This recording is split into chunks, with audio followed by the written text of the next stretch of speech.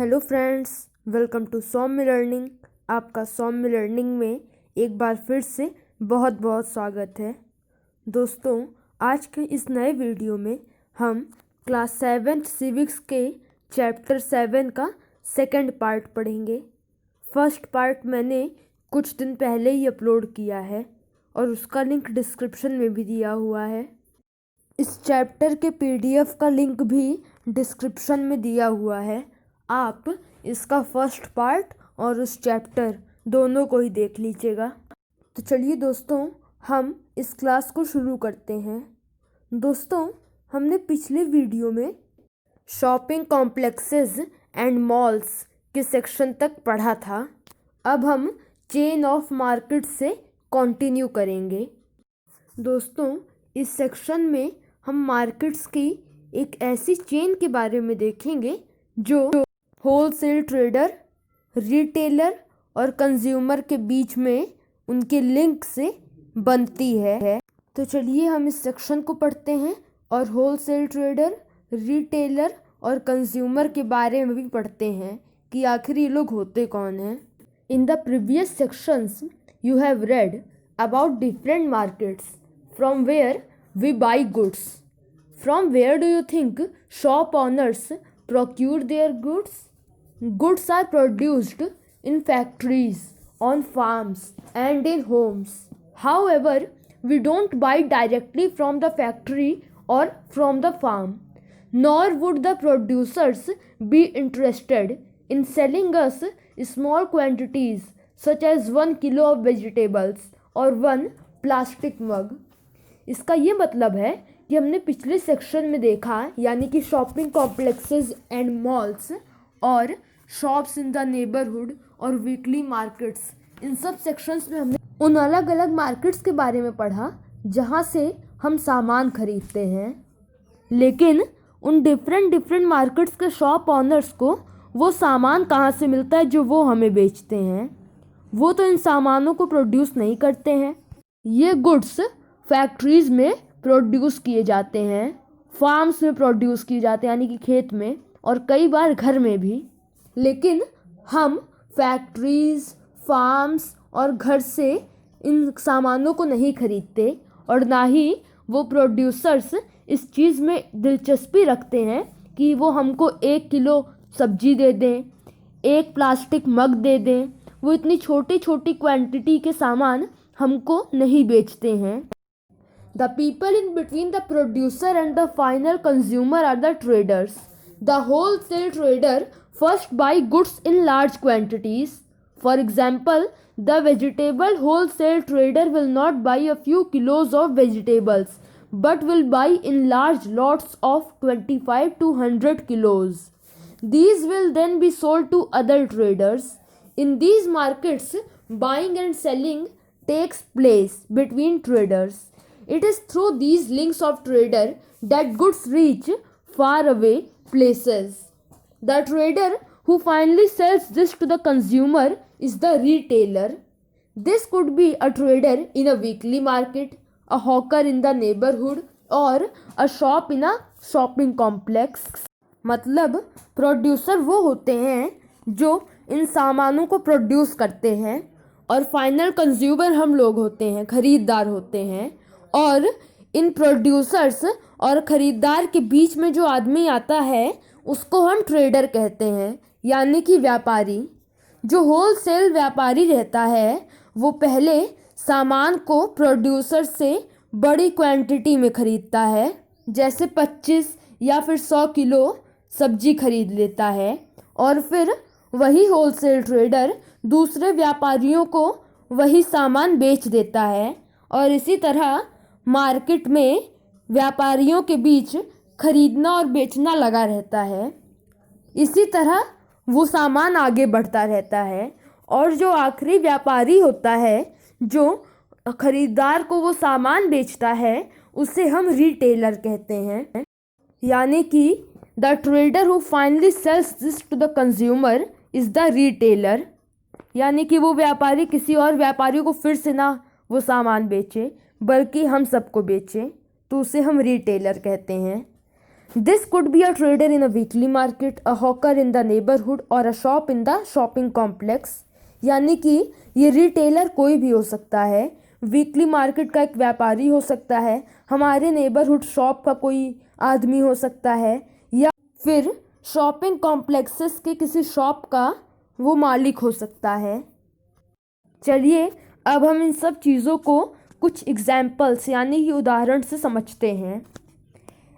Every city has areas for wholesale markets.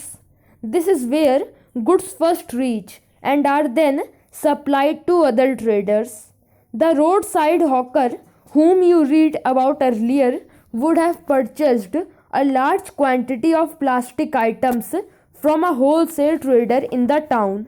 He in turn might have bought these from another, even bigger wholesale trader in the city. The city wholesale trader would have bought a large quantity of plastic items from the factory and stored them in a godown. In this way, a chain of markets is set up. When we purchase, we may not be aware of the chain of markets through which these goods travel before they reach us. अब इसे हिंदी में समझते हैं। इसका ये मतलब होता है कि सभी शहरों में होलसेल मार्केट के लिए एक अलग सा एरिया होता है। प्रोड्यूसर्स को छोड़कर सबसे पहले सामान इसी एरिया में पहुंचता है, यानी कि होलसेल मार्केट्स में पहुंचता है। The road side hawker whom you read about earlier would have purchased a large quantity of plastic item from a wholesale trader in the town। यानी कि हमने पहले भी काफ़ी सारे रोड साइड हॉकर के बारे में पढ़ा था। तो जो रोड साइड हॉकर होते हैं वो शहर के होलसेल ट्रेडर से ये प्लास्टिक आइटम एक लार्ज क्वांटिटी में ख़रीदते हैं। उस सिटी होलसेल ट्रेडर ने भी इन सब सामानों को उन फैक्ट्री से ख़रीदा था जहाँ पर प्लास्टिक आइटम्स बनते हैं, और वो भी लार्ज क्वांटिटी में ही ख़रीदा था और उनको अपने गोडाउन में स्टोर कर लिया था। इसी तरह जैसे फैक्ट्री से वो सामान पहुँचता है होलसेल ट्रेडर के पास, होलसेल ट्रेडर के पास से वो सामान पहुंचता है रोड साइड हॉकर के पास, उसी तरह हमारे पास बाद में अंत में पहुंचता है वो सामान। इसी तरह a chain of markets is setup, यानी कि मार्केट्स का एक चेन सेट हो जाता है। व्हेन वी परचेज, यानी कि जब हम इन सामानों को ख़रीदते हैं तब हमें नहीं पता होता कि जिस सामान को हम अभी इस तरह ख़रीद रहे हैं वो बड़ी मुश्किल से हमारे पास आया है और हम तक पहुंचने से पहले इसके कारण मार्केट्स का एक चेन बना था। अब हम अपना अगला सेक्शन पढ़ते हैं, markets everywhere. So far we have seen different market places where people buy and sell a variety of goods and services. All these markets are in a specific locality and work in a particular manner and time. However, it is not always necessary that one has to go to the market to purchase goods. You can place orders for a variety of things through the phone and these days through the internet, and the goods are delivered at your home. In clinics and nursing homes, you may have noticed sales representatives waiting for doctors. Such persons are also engaged in the selling of goods. Thus, buying and selling takes place in different ways, not necessarily through shops in the market. The markets that we looked at above are the ones that we recognize easily. However, these are markets that we may not be so aware of. इसका ये मतलब है कि हमने अभी तक अलग अलग टाइप के मार्केट प्लेसेस देखे, weekly markets, markets in the neighbourhood, shopping complexes जो अपनी सर्विस करते हैं और बहुत वैरायटी के सामान बेचते हैं। ये सारे जो मार्केट्स होते हैं वो एक स्पेसिफिक लोकेलिटी में होते हैं और एक पार्टिकुलर मैनर और टाइम में काम करते हैं, यानी कि 5 से 6, 6 से 10 इस टाइम पे वो काम करते हैं। लेकिन ये ज़रूरी नहीं है कि सभी को मार्केट जाना पड़े सामान खरीदने के लिए। आजकल इंटरनेट का टाइम आ चुका है, इसीलिए सब लोग घर बैठे बैठे फ़ोन से ऑर्डर दे देते हैं और फिर आजकल डिलीवरी बॉयज़ वो सामान लेकर हमारे घर खुद आते हैं। इसीलिए ये ज़रूरी नहीं कि जो आजकल हम लोग मार्केट देख रहे हैं वही अकेली मार्केट है। आजकल ऑनलाइन मार्केट्स भी आ गई हैं। इसीलिए ख़रीदना और बेचना सिर्फ़ और सिर्फ मार्केट में ही नहीं लगा रहता, ऑनलाइन भी ख़रीदना बेचना लगा रहता है। अब हम आगे पढ़ते हैं। This is because a large number of goods are bought and sold that we don't use directly. For example, a farmer uses fertilizers to grow crops that he purchases from special shops in the city, and they in turn get them from factories. A car factory purchases engine, gears, petrol tanks, axles, wheels, etc. from various other factories. We don't usually see all the buying and selling, but only the final product. The car in the showroom. The story is similar for any other good. इसका ये मतलब है कि आजकल बहुत सारे सामान हो गए हैं जो खरीदे और बेचे जाते हैं, पर हम उन सामानों को डायरेक्टली यूज़ नहीं करते। उसके बावजूद वो हमारे काम में आते हैं, उनके बिना हमारा काम नहीं चल पाता। इसको एक एग्जाम्पल से समझाया है। एग्जाम्पल ये है कि एक किसान फर्टिलाइज़र्स को किस लिए इस्तेमाल करता है, ताकि उसकी फसल बढ़े, और उन फर्टिलाइज़र्स को ख़रीदने के लिए वो शहर में जाकर कुछ स्पेशल दुकानों से फर्टिलाइज़र्स ख़रीदता है। लेकिन फर्टिलाइज़र्स वो दुकान वाले तो बनाते नहीं, फर्टिलाइज़र्स को वो फैक्ट्रीज से ख़रीदते हैं दुकान वाले। और एक और एग्जाम्पल है, एक जो कार फैक्ट्री होता है वो एक कार को बनाने के लिए engine, gear, petrol tank, axle, wheels ये सब खरीदता है अलग अलग फैक्ट्रीज से। लेकिन हम सिर्फ़ और सिर्फ अपना फाइनल प्रोडक्ट देखते हैं, यानी कि शोरूम में एक कार जो रखी होती है हम सिर्फ़ और सिर्फ उसको देखते हैं। हम उसके पीछे का ख़रीदना और बेचना नहीं देखते कि उस कार फैक्ट्री ने पेट्रोल टैंक ख़रीदा, एक्सेल्स, व्हील्स, ये सब हम नहीं देखते। हम सिर्फ़ और सिर्फ शोरूम में कार देखते हैं। यही सब दूसरे सामानों के साथ भी होता है। तो चलिए दोस्तों, अब हम इस चैप्टर का लास्ट सेक्शन देखते हैं, markets and equality. In this chapter we have looked at shop owners in a weekly market and those in a shopping complex. They are very different people. One is a small trader with little money to run the shop, whereas the other is able to spend a lot of money to set up the shop. They also earn unequal amounts. The weekly market trader earns little compared to the profit of a regular shop owner in a shopping complex. Similarly, buyers are differently placed. There are many who are not able to afford the cheapest of goods, while others are busy shopping in malls. Thus, whether we can be buyers or sellers in these different markets depends, among other things, on the money that we have. इसका ये मतलब है कि इस chapter में हमने weekly market और shopping complexes के शॉप ऑनर्स को देखा। वो बहुत अलग अलग लोग हैं।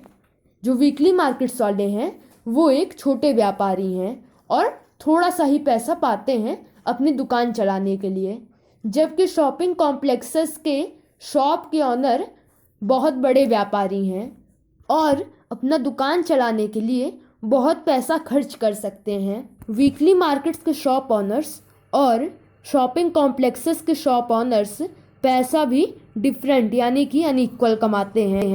वीकली मार्केट्स के शॉप ऑनर्स के पास ग्राहक बहुत आते हैं, लेकिन वो सब सामान का कम दाम लेते हैं, और फिर शॉपिंग कॉम्प्लेक्सेस के शॉप ऑनर्स के पास बहुत पैसा होता है। लेकिन वीकली मार्केट्स के शॉप ऑनर्स और शॉपिंग कॉम्प्लेक्सेस के शॉप ऑनर्स के प्रॉफिट को कंपेयर किया जाए तो उस प्रॉफिट कंपैरिजन में थोड़ा सा ही डिफरेंस होता है। जो वीकली मार्केट्स के शॉप ऑनर्स होते हैं उन्हें शॉपिंग कॉम्प्लेक्सेस के शॉप ऑनर्स के प्रॉफिट के मुकाबले थोड़ा सा ही कम प्रॉफिट होता है। इसीलिए शॉपिंग कॉम्प्लेक्सेस के ट्रेडर और वीकली मार्केट्स के ट्रेडर में अनइक्वालिटी होती है। लेकिन मार्केट्स में सिर्फ और सिर्फ ट्रेडर्स को लेकर ही इक्वालिटी और अनइक्वालिटी नहीं होती, बल्कि कस्टमर्स को लेकर भी मार्केट्स में बहुत सारे नियम और कानून होते हैं। इक्वालिटी अनइक्वालिटी होती है। जैसे कि बहुत सारे ग्राहक होते हैं जो सस्ती से सस्ती चीज़ नहीं खरीद पाते, वो भी वीकली मार्केट्स में। और बहुत सारे ग्राहक ऐसे होते हैं जो शॉपिंग कॉम्प्लेक्सेस में जाकर महंगी से महंगी चीज़ खरीदते हैं। इसलिए मार्केट में भले ही हम खरीदार या दुकानदार हों, इससे मतलब नहीं होता। मतलब होता है हमारे पैसे से और दूसरी चीज़ों से। We have also examined the chain of markets that is formed before goods can reach us. It is through this chain that what is produced in one place reaches people everywhere. When things are sold, it encourages production and new opportunities are created for people to earn. हम लोगों ने इस section से पहले markets की chain के बारे में पढ़ा कि हमारे तक सामान पहुंचने से पहले मार्केट्स का एक चेन बनता है। वो चेन किन कारणों से बनता है, वो चेन किन लोगों की वजह से बनता है, वो चेन रिटेलर, होलसेल ट्रेडर और कस्टमर के वजह से बनता है। इसी चेन की वजह से जो चीज़ एक जगह प्रोड्यूस की जाती है वो हर जगह के लोगों को मिलती है। When things are sold, it encourages production and new opportunities are created for people to earn. यानी कि जब चीज़ें बेची जाती हैं तब ये प्रोडक्शन को इनकरेज करता है और लोगों को पैसा कमाने की नई अपॉर्चुनिटीज़ देता है। However, do they offer equal opportunities? We will try to understand this through the story of a shirt in the next chapter. लेकिन क्या ये इक्वल अपॉर्चुनिटीज़ ऑफ़र करता है?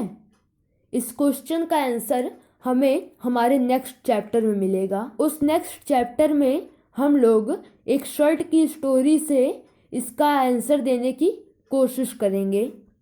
दोस्तों, मैं उस नेक्स्ट चैप्टर का भी वीडियो बहुत जल्दी लाऊंगा। लेकिन दोस्तों, यहाँ पर हमारा 7th चैप्टर ख़त्म हो जाता है। फ्रेंड्स, आप हमें बताइए कमेंट बॉक्स में लिखकर कि आपको ये वीडियो कैसा लगा। आप हमारे इस वीडियो को लाइक कर लीजिएगा, हमारे चैनल को सब्सक्राइब कर लीजिएगा और इस वीडियो को अपने दोस्तों के साथ, अपने क्लासमेट्स के साथ शेयर कर लीजिएगा। Thank you friends, bye bye.